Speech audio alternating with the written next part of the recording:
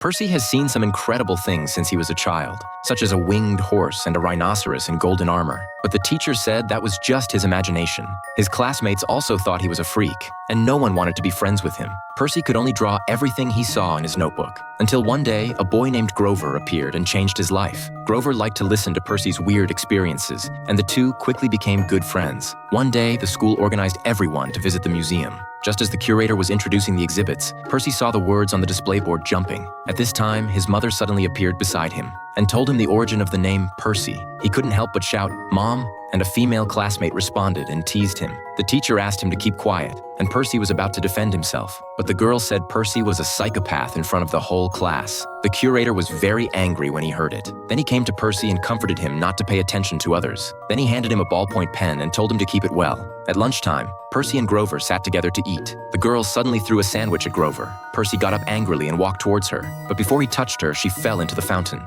At this time, Percy felt a vibration in his pocket. He took it out and found that it was the ballpoint pen that was vibrating. Then he was surprised to see that the teacher turned into a monster with wings. The monster pounced on Percy and angrily asked him, "Where is the thing?" But Percy was confused and didn't understand what the other party was talking about. Suddenly, a golden light penetrated the monster's body, and the monster turned into ashes and dissipated. When Percy woke up, he found that all the classmates around him were staring at him. He stood up and asked where the teacher was, but no one knew what happened, because in everyone's eyes, he just pushed the female classmate. Then Percy and Grover were called to the teaching office. Although Percy insisted that he did not push anyone, but no one believed him. At this moment, Grover actually said to Percy's surprised eyes that he saw Percy push his classmate into the fountain with his own eyes. Percy was expelled from school for this. Percy returned home disappointed. His stepfather was still sarcastic and mocking, and his mother came forward and gave him a warm hug. In order to relax him, his mother decided to take him to the old house in the country. After arriving at the old house, his mother told Percy that his father was actually a god.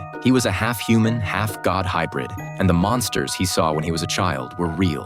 But Percy didn't believe it at all. At this time, there was a knock on the door. He opened the door and saw that it was his friend Grover. But when Grover walked into the room, Percy was shocked to find that his lower body was actually a sheep's hoof.